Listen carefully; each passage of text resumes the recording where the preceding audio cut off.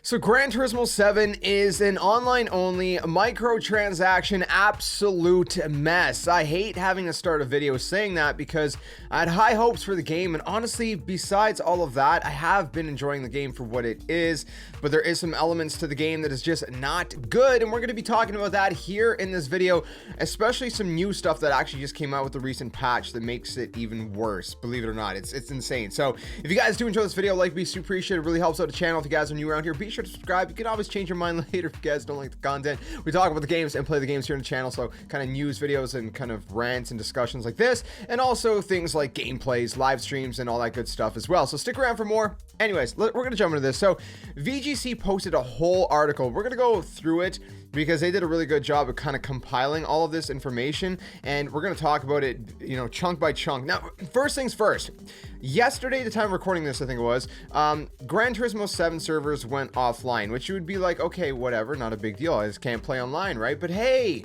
it's Gran Turismo. It's a racing game. I can play offline, right? No, wrong. You can't. You can't play the game online or offline. You can only play it online.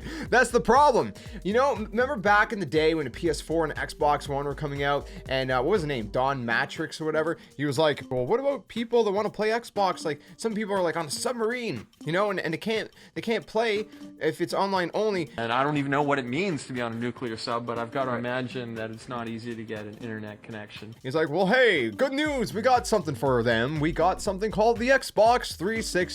Fortunately, we have a product for people who aren't able to get some form of connectivity. It's called Xbox 360. And everybody got super mad and angry, and then PlayStation came out and they're like, hey, you know what?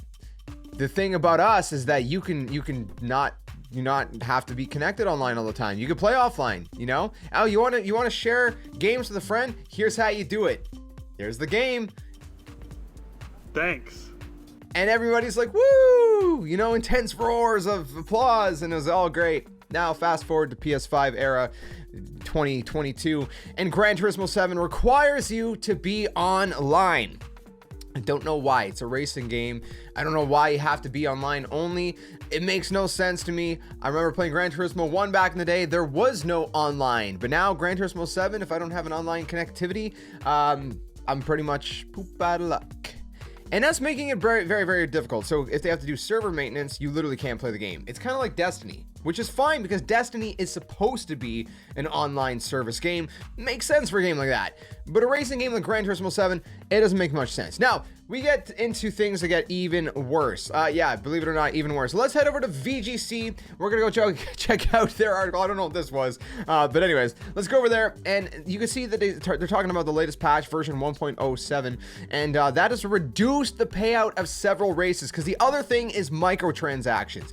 Big problem. At launch, VGC reported that some of Gran Turismo 7 cars cost as much as 8 times what they did in sport. What? That's insane. And that's if purchased using real money, by the way.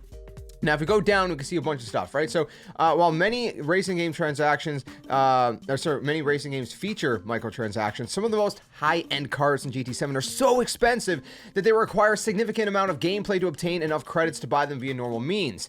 Other cars, like the legendary cars, for example, they rotate in and out of the various shops in game, which is a tactic, as they say right here, that could be perceived as the FOMO effect, which is to encourage players to top up their in-game currency with real money so they're able to afford a certain card before it's gone. Okay, hold on, pause.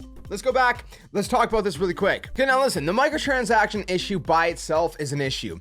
This makes it so much worse. I didn't even realize this was a thing, that cars were kind of rotating in and out of a shop.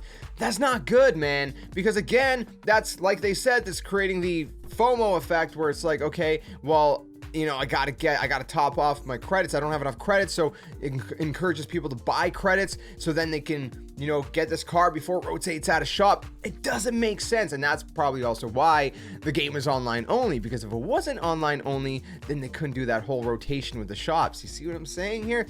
It's not good. It's really not good. Now, here's the thing. Gran Turismo 7, in and of itself, like I said, if it wasn't for that, I've been loving it. But this is seriously problematic, and this cannot continue to be a thing, man. It's just not a good thing.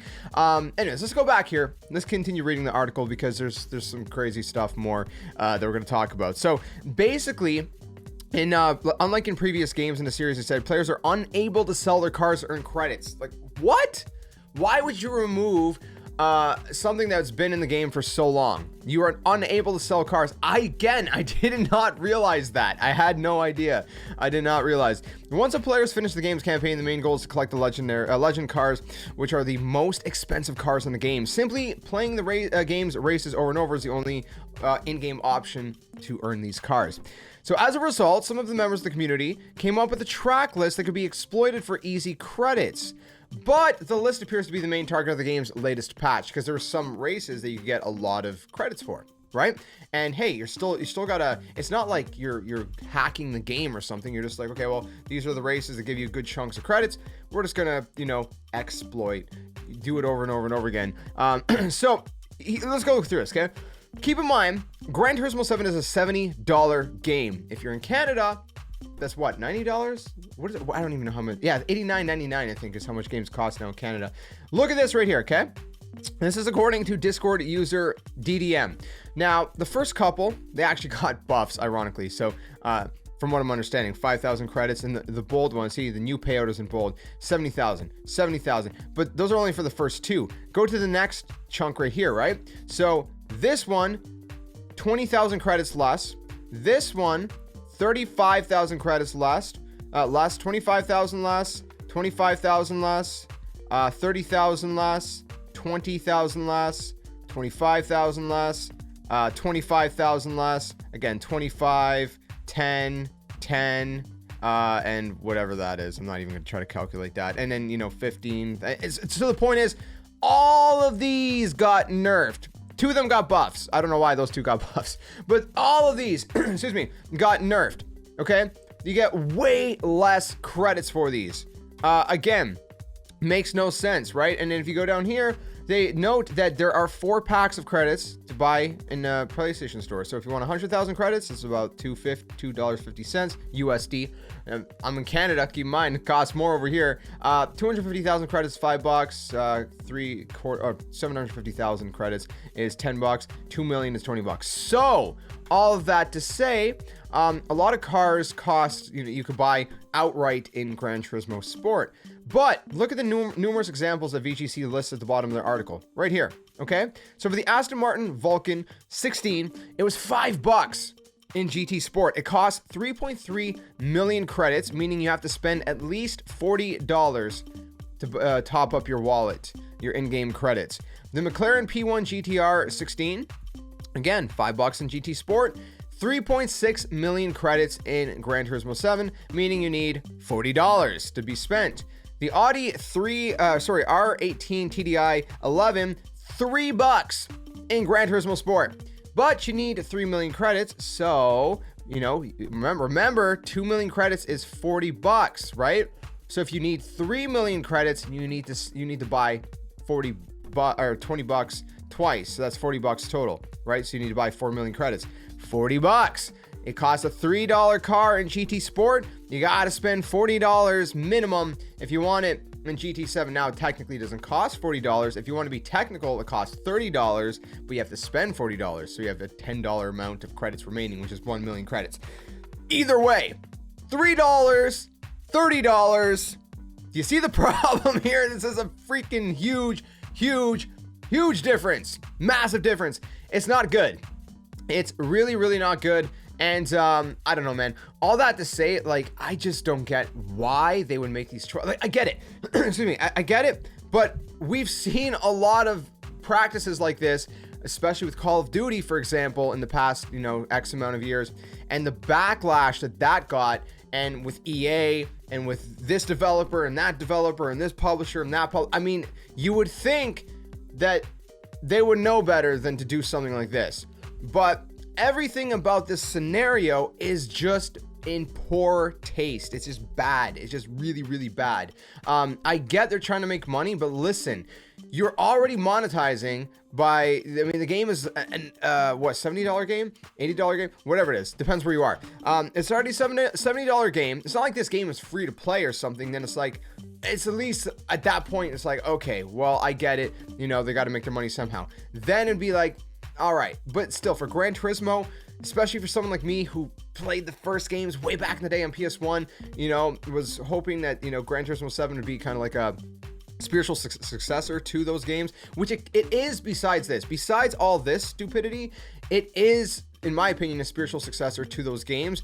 It's a lot of fun. It's a solid game. Outside of this, I don't want to throw shade over the entire game, because the game has a lot of great stuff to it. It is a really fun game overall, and I've really enjoyed my time with it so far. But this is seriously problematic. It's a huge mess, and I thought, you know, hey, we need to talk about this because it's not good. So I don't know. Let me know what you think about all this in the comment section below. Does it completely turn you off from Gran Turismo?